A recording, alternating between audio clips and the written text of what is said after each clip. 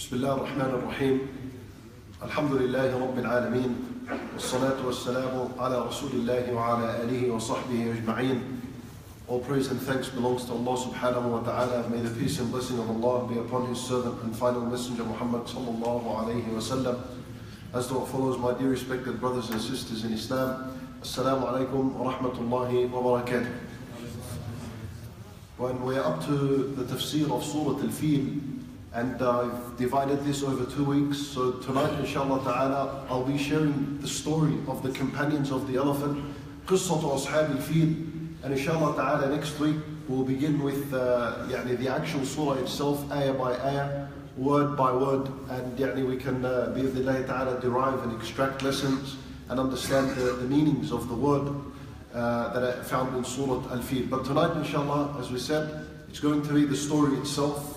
And at the very beginning, we say that Surat Al-Fil, or this story, has been mentioned only once in the Quran. The story of the companions of the elephant has been mentioned only once in the Quran. And it was never repeated. And this is contrary to many other surahs that are found in the Quran.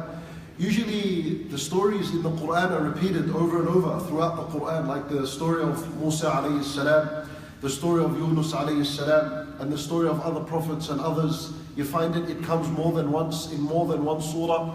A story could perhaps be repeated more than once in one surah. But Surat Al-Fil and the story of the companions of the elephant was mentioned only once in the Quran, and that is in a specific surah called Surat Al-Fil, right towards the end of the Quran. Al-Tahir ibn Ashur, rahimahullah, he says something regarding this issue. Now, why did the story of the companions of the elephant, why did it come only once in the Quran? And he said the reason for this is because this story was accepted by all. And there was no one from Quraysh that denied this story or rejected this story. But they all lived to see it. And the generation that came after him, they narrated the story to them firsthand. So no one rejected this story and no one denied it. So there was no need to mention it over and over again. And so it was enough that Allah subhanahu wa ta'ala mentioned it once in the Quran. And this event, the story of the companions of the elephant, it took place in the same year that the Prophet ﷺ was born.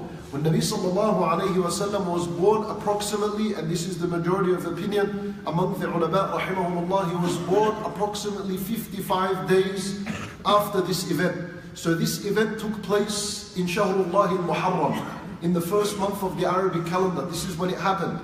And Nabi ﷺ was born almost 55 days after that, which makes it Rabi' al-Awwal, and that is the month in which Rasulullah ﷺ was born. And the incident of the companions of the elephant and what happened, it acted like a precursor, like a sign. It acted as an introduction to the birth of Rasulullah ﷺ.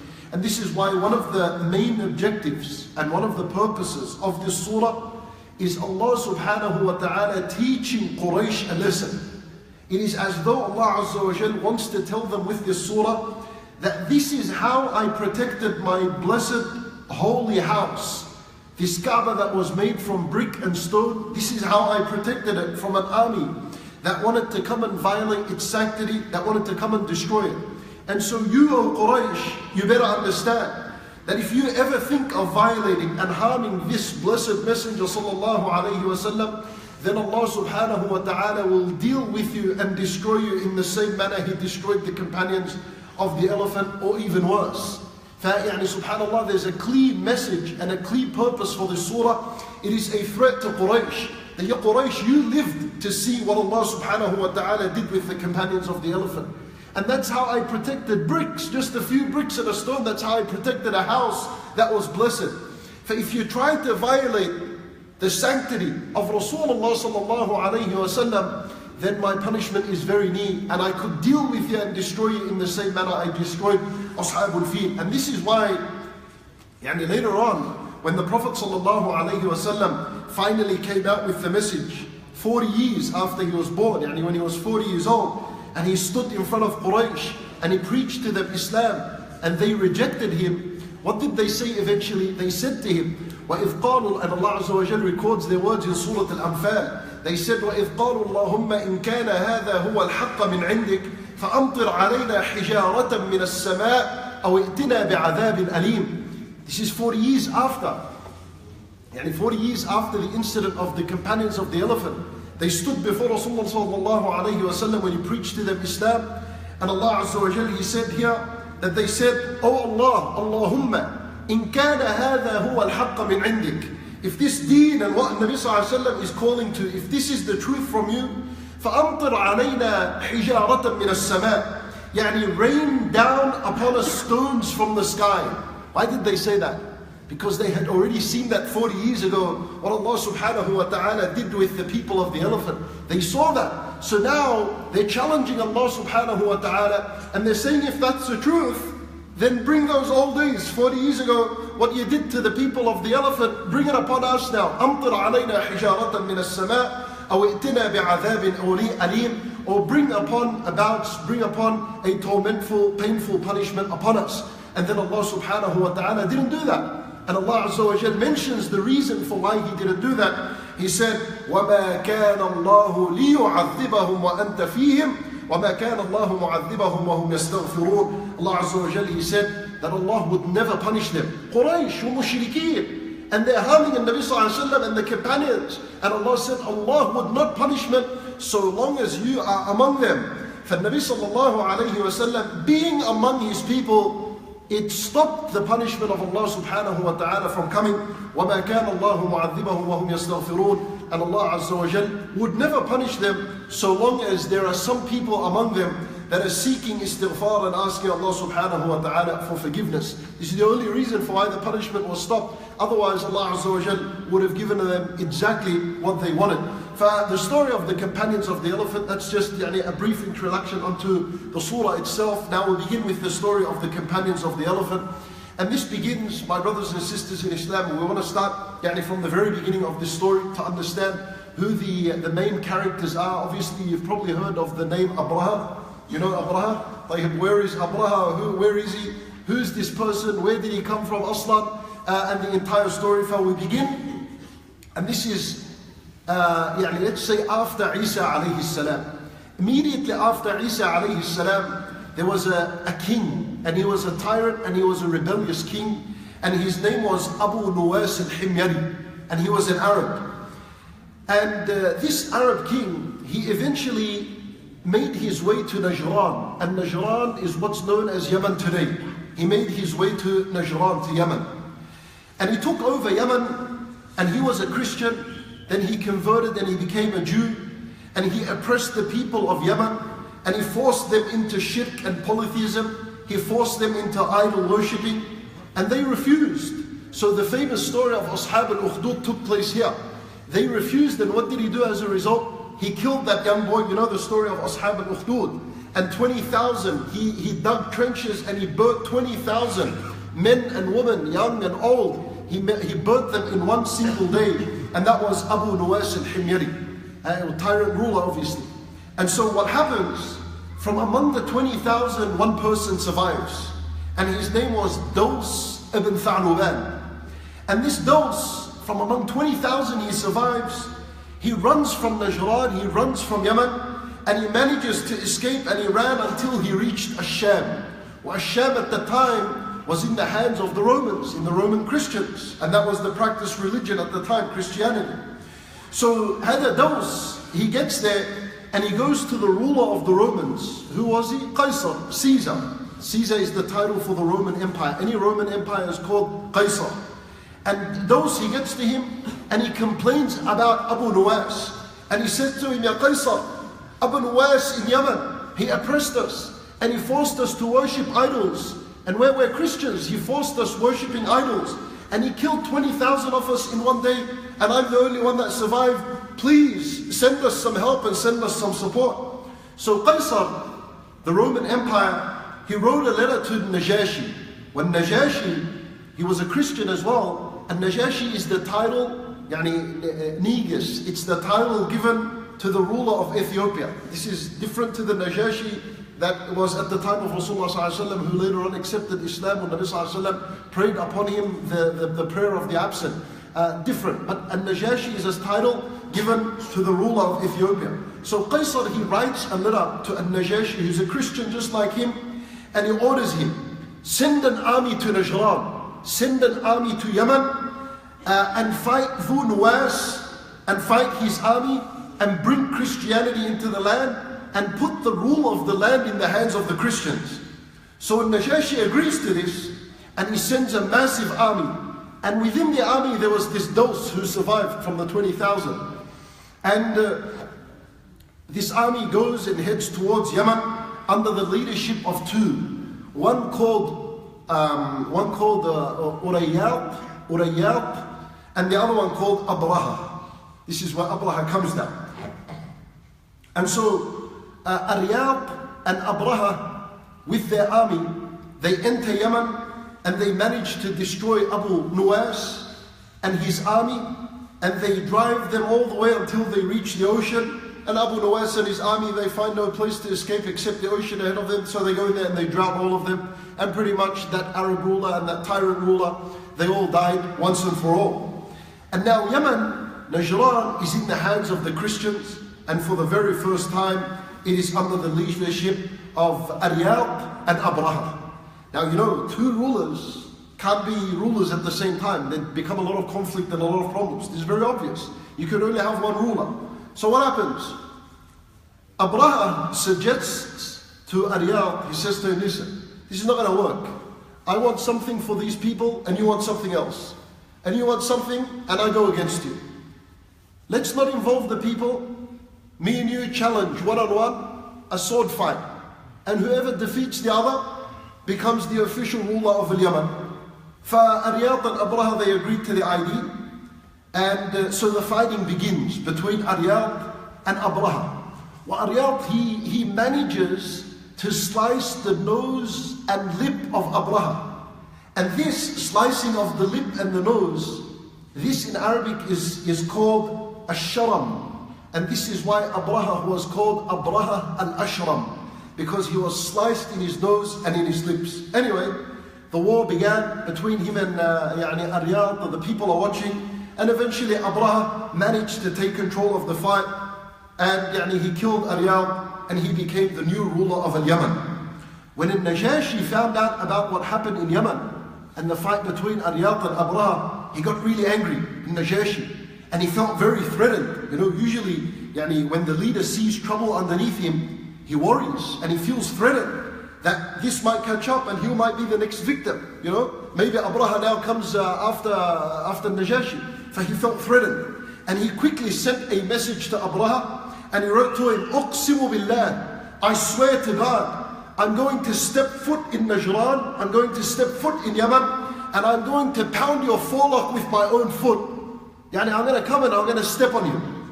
So Abraha got worried, and because Abraha was a wise man, he quickly brought a bag, and he got some soil, some dirt from the land of Yemen, and he put it in a bag. And he cut some hair from his forelock, and he put it in another bag. And he tied them up, and he sent both bags, along with many other bags of gold and silver and wealth and coins. He sent it all as a gift to Najashi. And he wrote him a letter. He wrote to him, "Hana layka ayyuha al-malik, ana la ziltu fi ta'atik." He says, relax, O king, relax, ayyuha al-Najashi, relax. I'm still under your command. And I am loyal to you, and I am obedient to you. And this is the dirt of Yemen in one bag, and this is some hair from my forelock in another bag. So go ahead and pound with your foot on it so that you may fulfill your promise. Don't bother coming here, stay where you are. This is the gold as well, this is the money, take it. And this is you promised to do so. So put it on the ground and start stepping on it. Oh, bi'idhnillah, things should be fine.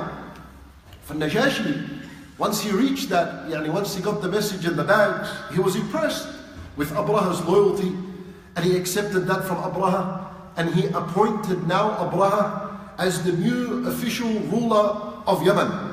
Well, obviously the Christians, they ruled Najran, they ruled Yemen for about 7 years. And before that, it was in the hands of the Arabs. Yemen was always in the hands of the Arabs. This Christian and Abraha thing was very new to the Arabs. It lasted in there for 7 years.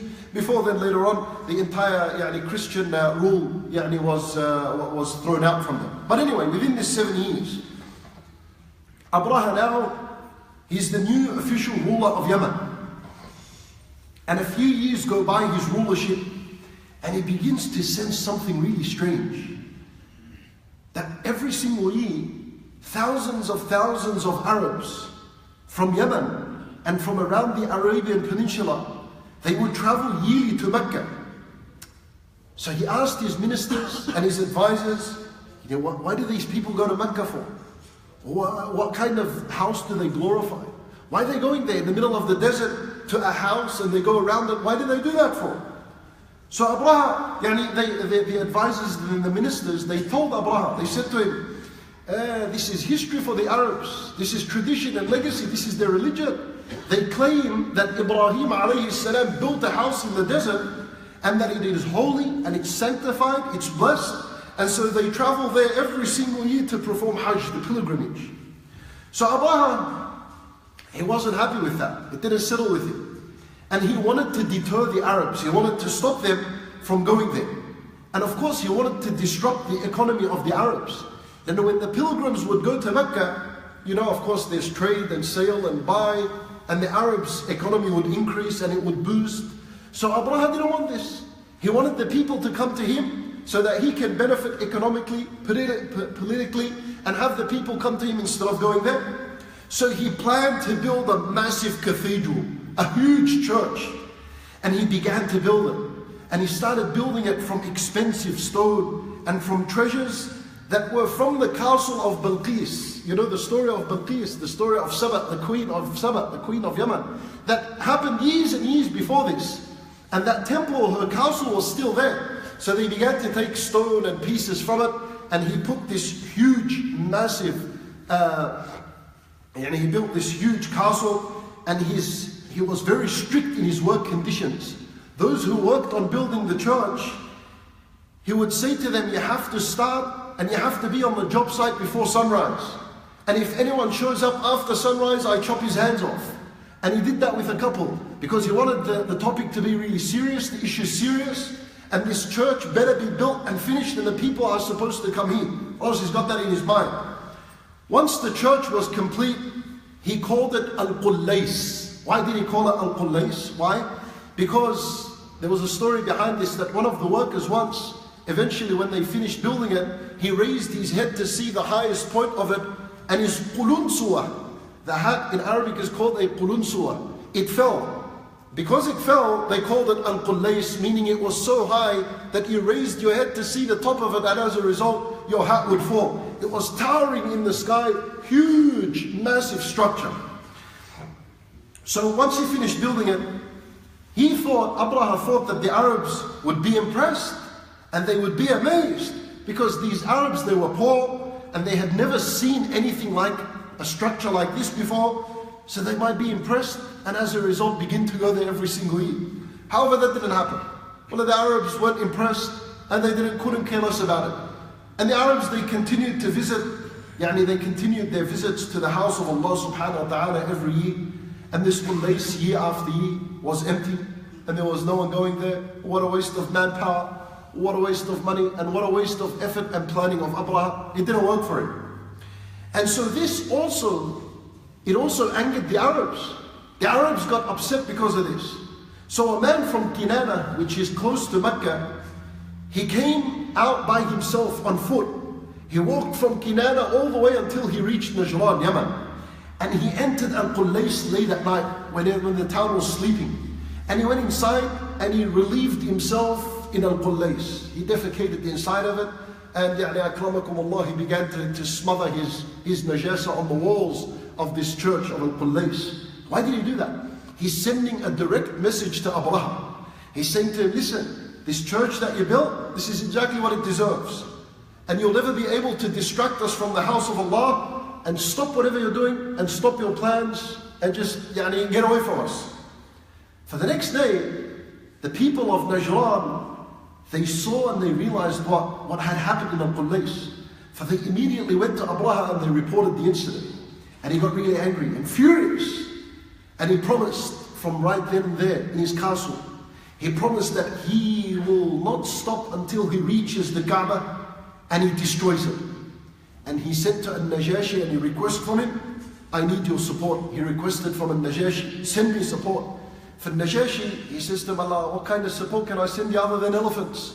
لأن النجاشي, or in Nigeria, this is, in Africa, elephants. فhe sent him elephants. والعلماء رحمهم الله, they say that he sent him one elephant.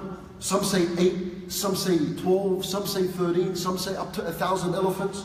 But what is known in the books of history is that the biggest of the elephants, his name was Mahmud. That was the name of the biggest elephant, Mahmud.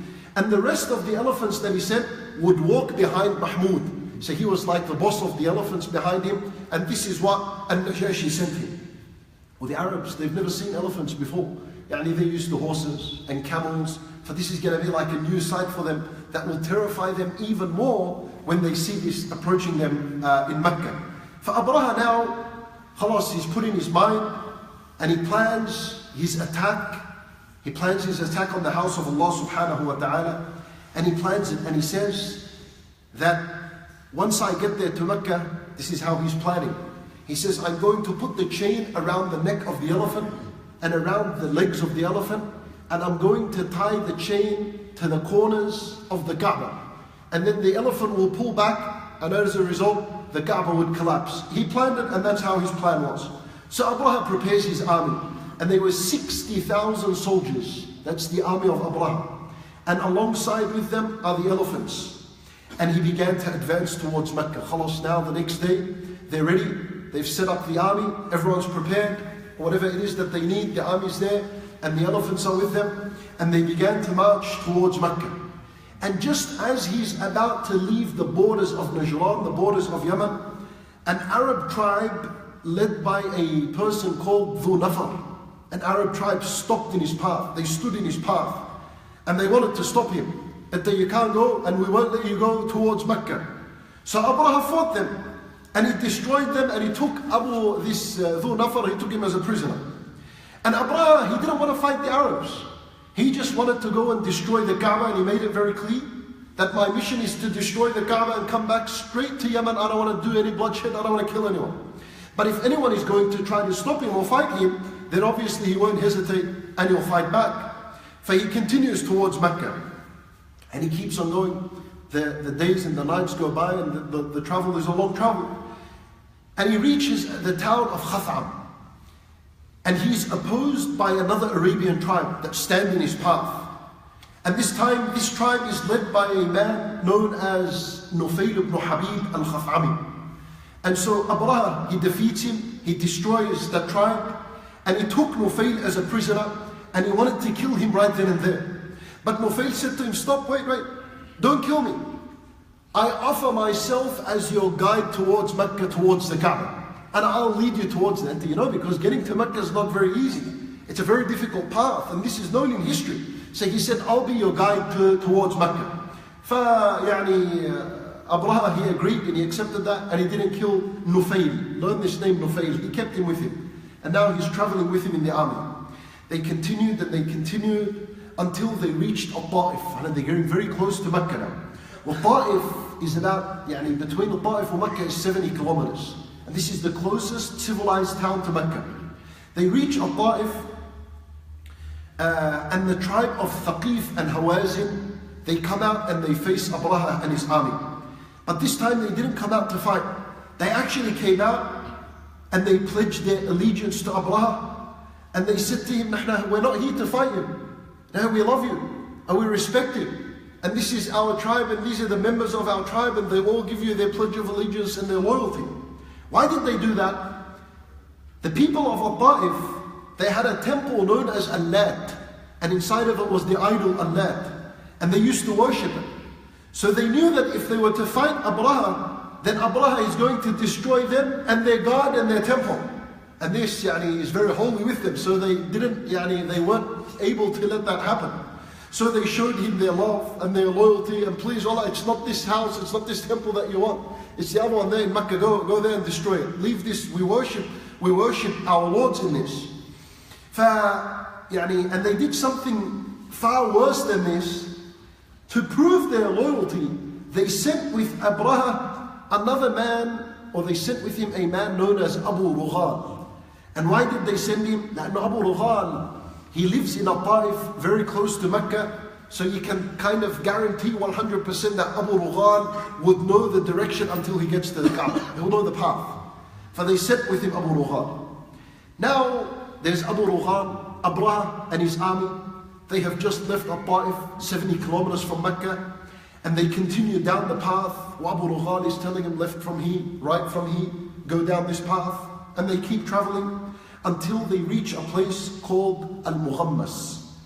This Al-Mughammas now is very, very close to Mecca. It's almost 7 kilometers away from Mecca. And from Wadi Mughammas, you can actually see Mecca, you can see the city of Mecca. Even nowadays, this place exists. So they reached Al-Mughammas, subhanAllah, once they reached there, Abu Rughan died. And this is why later on the Arabs, they would go past his grave and they would stone him.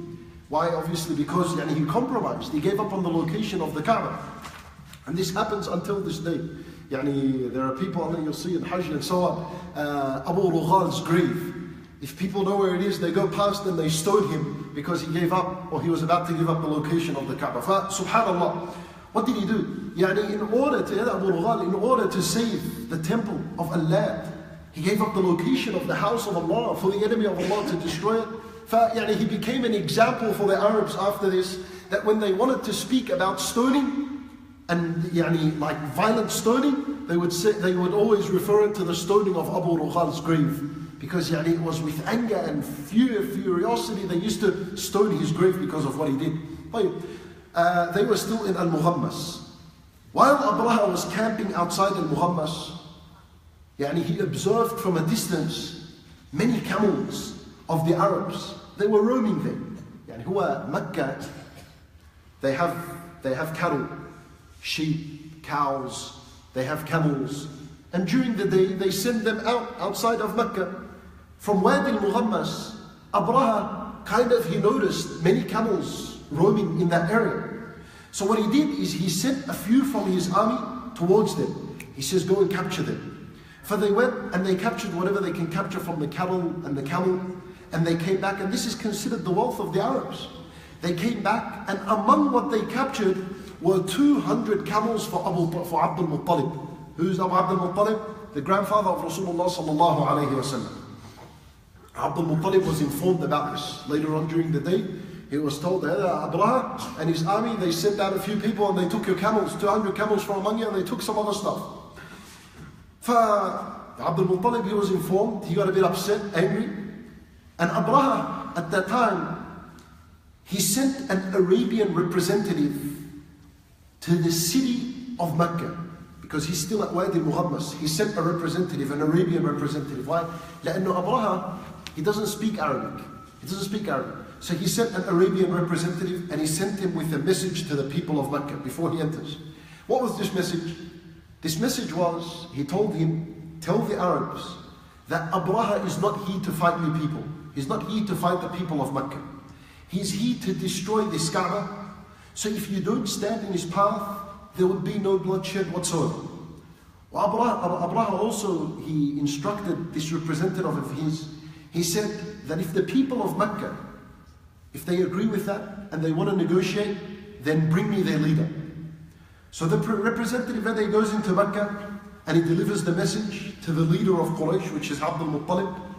And Abdal-Muttalib, he replies and he says to him, Wallah, look, tell Abraha, tell him that we have no power to fight him.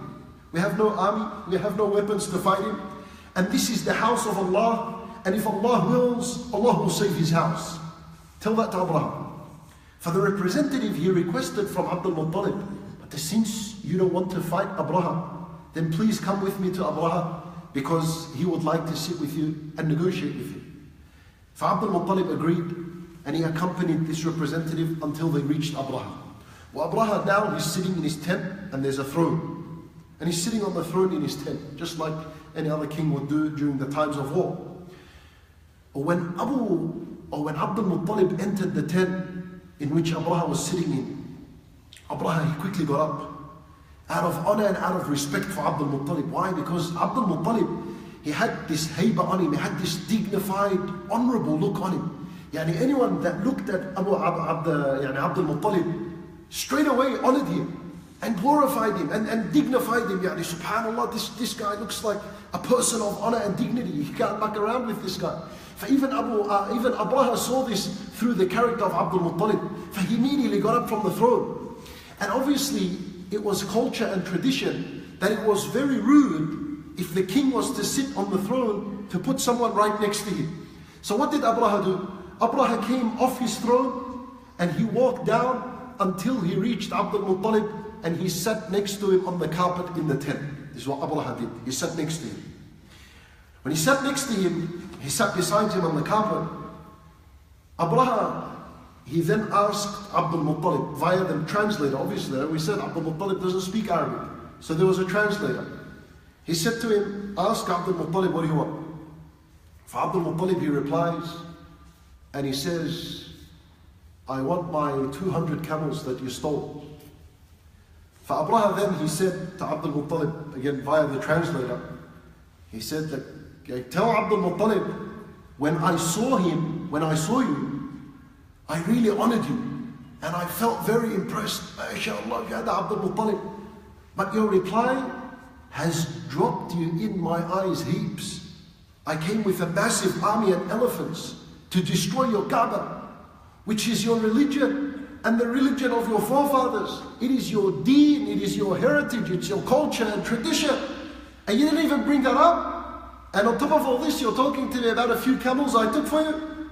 فيعني subhanallah, he said to him that خلاص, that you dropped from my eyes too much. Well, subhanallah, there are people like this. There are people like this.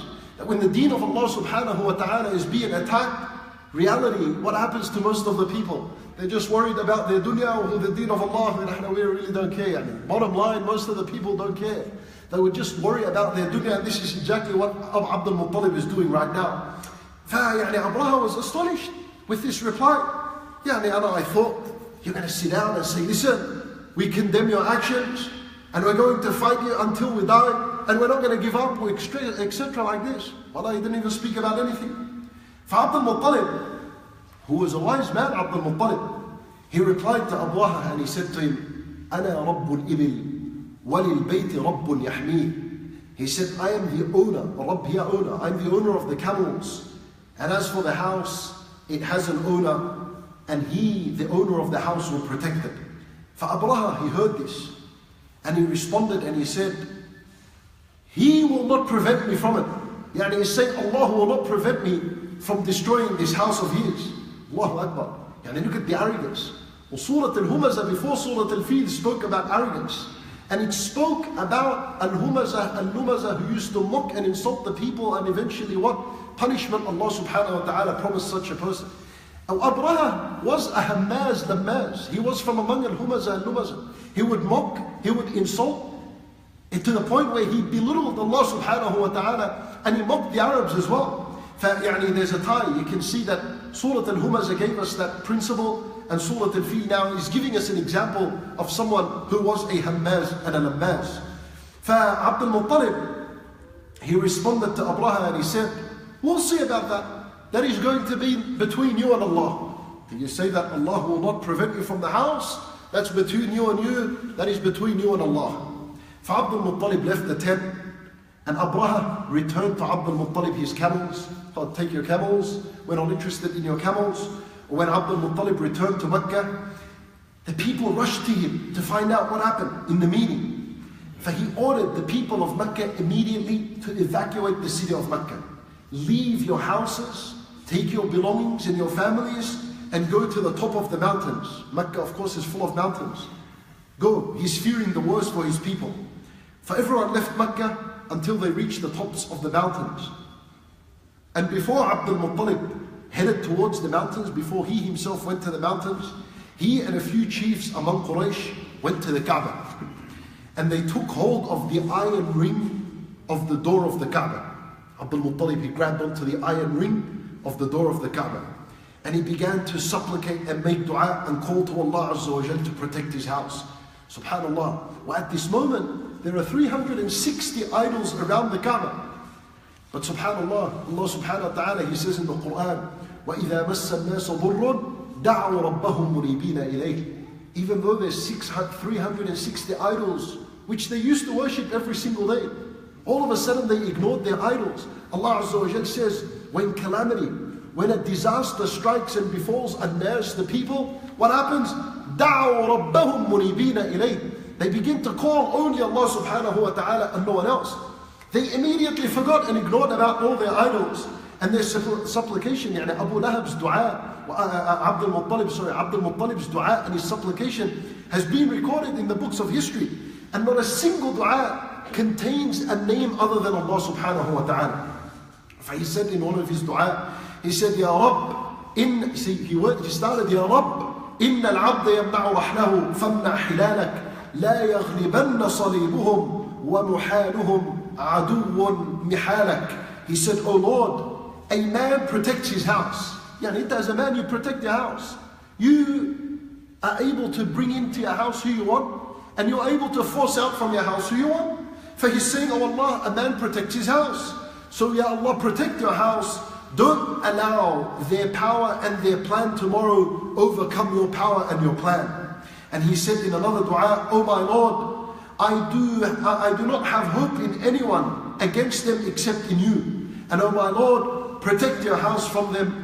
The enemy of this house is your enemy. Stop them from destroying your house. He made this dua. And after this supplication, Abdal-Muttalib and his companions, they also rushed to the top of the mountains and they joined the rest of the people of Mecca on the mountain. Now the next morning, Abraha, he prepares to enter Mecca, to face the Kaaba and to destroy it. And they get up and they begin to move forward. And just before they move forward, Nufayl, remember that man Nufayl? That was from the tribes of the Arabs, that came out and eventually he was taken by Abraha as a prisoner and he said, I'll be your guide to Mecca. Nufayl, before the army began to move towards the Kaaba, he came to the elephant and he whispered in its ear and he said to it, Ubruk Mahmud, فَإِنَّكَ فِي بَلَدِ اللَّهِ الْحَرَامِ أَوْ انصَرِفْ رَاشِدًا مِنْ حَيْثُ جِئْتَ.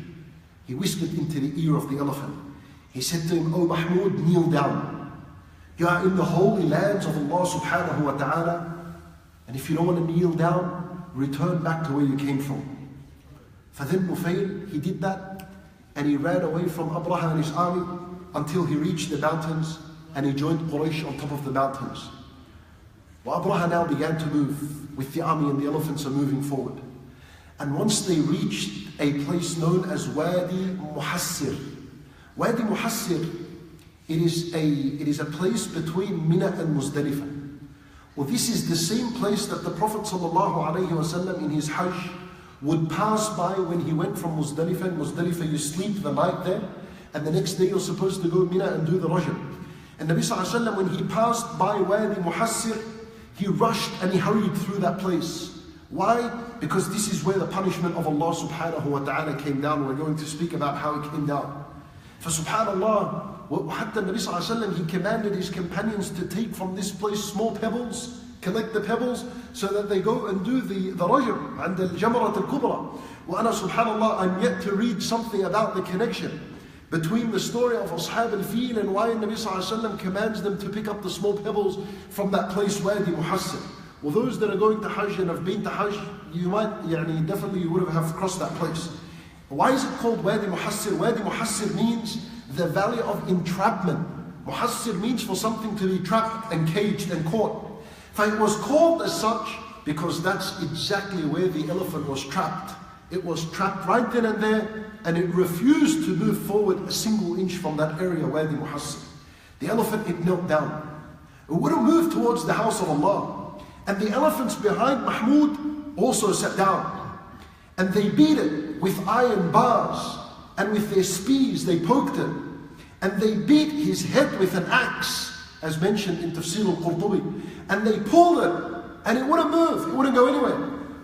And if they faced it towards Asham, it would get up, wasara yuharwil, it began to run. And if they were to face it towards Al-Yaman, it would run as well. And if they were to face it east, the opposite direction of Mecca, it would run as well. But as soon as they direct it towards Al-Kaaba, towards Baladullah al-Haram, it knelt down for subhanallah. My brothers and sisters in Islam, this is an elephant. It's an animal. A non-intellectual being.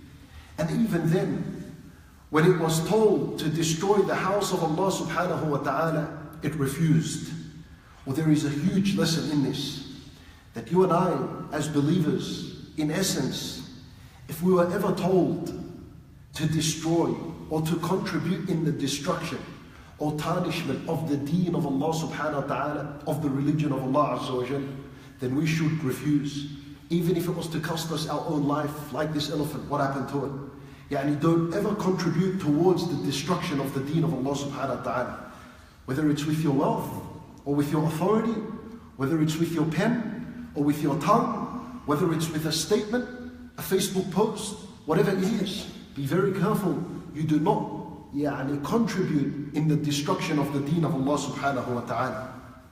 And there are people that put great efforts from among the Muslims to destroy the deen of Allah subhanahu wa ta'ala. And such people, when Allah subhanahu wa ta'ala refers to them in the Quran, He says about them that they are worse than the animals. He said, أُولَٰئِكَ كَالْأَنْعَامِ بَلْ هُمْ أَضَلُّ. They are exactly like animals, rather they are worse than animals. Why?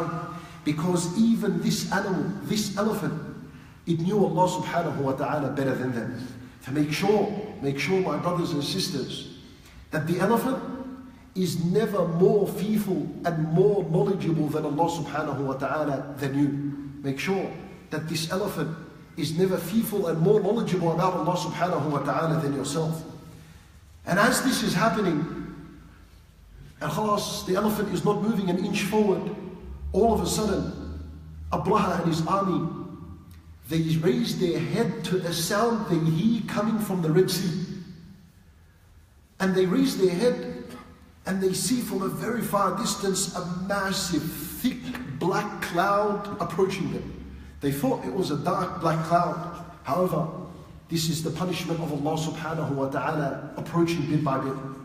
Millions and millions of birds of different kinds. Allah azza wa jalla says in the ayah, وَأَرْسَلَ عَلَيْهِمْ طَيْرًا. طَيْرًا because it's a nakira. It did not say at-tayr, طَيْرًا, birds. It referred to many types of birds. Allahu a'lam what kind of birds they were. Ibn Abbas radiallahu anhu, he says birds that people had never seen like before. Birds that had the face of a horse. Birds that different looks, that they had the head of a dog and the claws of an eagle. Whatever it is, millions and millions of birds began to fly from every direction. Ababil means groups upon groups from every single direction. And they began to come and they began until they reached Abraha and his army. And each bird that was coming was carrying 3 stones. From Sijil, from Jahannam, it was carrying 3 stones from Jahannam. And some say that Sijil means dry clay. Whatever it was, they were carrying 3 stones. And it was, as Ibn Abbas radiallahu anhu mentions, he says that the size of the stone was the size of the lentil seed, like small. One in its beak, the second in its left claw, and the third in its right claw. And they approached and they closed in on Abraha and his army, and they began to strike them. And the stone, this pebble, it would enter one side and it would come out from the other side, just exactly like a bullet does today. Or groups upon groups of these birds, non-stop stones being thrown from the sky above them. Allah Azza wa Jalla says, أَرْسَلَ عَلَيْهِمْ, above them, from on top, طَيْرًا أَبَابِيلَ تَرْمِيهِمْ بِحِجَارَةٍ مِّن سِجِّيلٍ. Ibn Abbas radiallahu anhu, he said, whoever was hit with the stone, he would disintegrate. Ibn Abbas radiallahu anhu mentions in another narration that whoever was struck by the pebble, he would start to scratch his body, and as a result his skin would begin to shed, and his flesh and his limbs would begin to fall inch by inch until he died. Allah Azza wa Jalla, he says, وَكَذَلِكَ أَخْذُ رَبِّكَ إِذَا أَخَذَ الْقُرَى وَهِيَ ظَالِمَةٌ إِنَّ أَخْذَهُ أَلِيمٌ شَدِيدٌ. When Allah Azza wa Jalla takes a people in his punishment, then verily his seizure and his punishment is painful and is severe. When another narration of Abbas radiallahu anhu, he says that the flesh and the blood, it began to flow in the streets like water. And the bones in the body became visible. You can see the bones of Ashaab Al-Fil. Abraha, subhanallah, he said that Allah would not prevent him from the house. He challenged Allah. And look, this is exactly what Allah subhanahu wa ta'ala did to him and his army. Abraha, he was also struck. But he didn't die. His death is going to come later. But his flesh began to fall off inch by inch, slowly and very, very slowly. And his body would emit pus and blood. And he was in severe pain. And some of them survived. From among the 60,000, some of them survived. And this is Allah subhanahu wa ta'ala's plan for them to survive. And they were looking for Nufayl. Where is Nufayl? Our guide to Mecca. He's going to guide us back to Yemen. They couldn't find him. So they withdrew from Mecca and they eventually began to make their way until Yemen. Eventually they found their way to Yemen and they reached it. And as soon as they reached Yemen, and this is all part of Allah subhanahu wa ta'ala's plan, Abraha, who was a very small size now, he was delivered to Yemen and is reduced by 75% from his body is gone. It's dropped on the way from Mecca until he reached Yemen. He was small now. A narration mentions he was the size of a bird. As soon as he got to Yemen, his chest, it split open, his heart was seen, and he died right before his people. Allah subhanahu wa ta'ala did this, and this was part of Allah's plan. Because if no one from the army of Abraha returned to Yemen, then Yemen would have sent a backup. Just like nowadays, if there's no news, what happens? A backup, another army of troops will come. Allah Azza wa Jal didn't want that to happen, for He sent them Abraha. And when they saw Abraha in the state he is in, they never dared ever after that to approach Mecca and to approach the house of Allah subhanahu wa ta'ala. And they gave up from then. أرسل عليهم طيرا أبابيل. Allah Azza wa Jal, when He says ترميهم بحجارة من سجيل, ترميهم, the word ترميهم, it comes from the word rami. Rami, it's used for the arrow. And you know the arrow, when you shoot an arrow from the bow, there's always a specific target that you want. For the word tarmihim, it implies that the bird, when it sent down this stone and this pebble, there was a specific target that it was supposed to reach this person. They weren't just dropped back left and right. Each one was marked with the name, and it was marked to who it's supposed to get to. For subhanallah, this was an incredible event. And soon it spread throughout Arabia. And many poets knew about it. And the subject of their poems was about this. And in these poems, one thing that was very common is that everyone regarded it as a miracle from Allah subhanahu wa ta'ala. None of the Arabs and none of Quraysh ascribed this miracle to their idols, which they used to worship day and night. But they all acknowledged that their idols had nothing to do with this, and this was purely a miracle from Allah subhanahu wa ta'ala. Well, the Arabs then, they called that the event took place in, they called it Aamul Fil, the year of the elephant. It became a significant event. When they spoke in history, they would say 2 years before Aamul Fil, 3 years after Aamul Fil. It happened 10 years after Aamul Fil. It became a reference point, a huge event for them. And this, as we said, it was a preparation.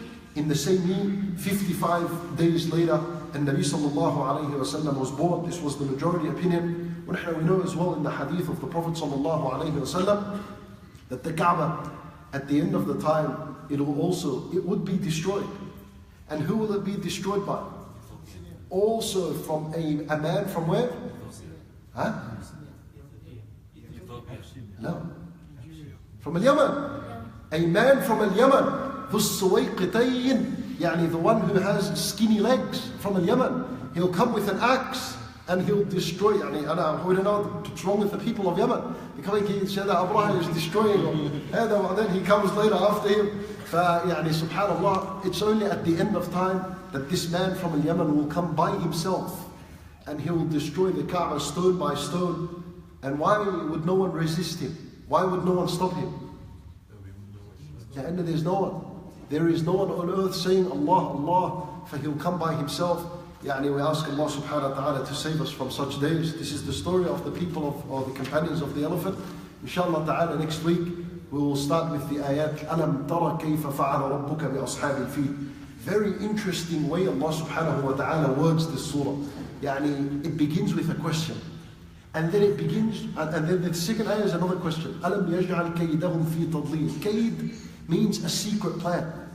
Why did Allah call it a secret plan when everyone knew about the plan of Abraha, that he came to destroy the Kaaba? For why was it called Kayd, a secret plan?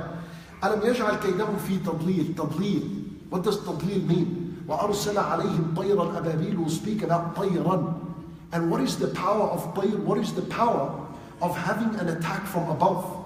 And this is even used up until this day in military warfare. That always it's the sky, it's the warcraft, send the warplanes on the army and destroy them from above. For there's something incredibly attached to that. Even if you were to look at the shape of the warplane and the design of the warplane, you find that they put the bombs, there's in the front and there's on the left and on the right.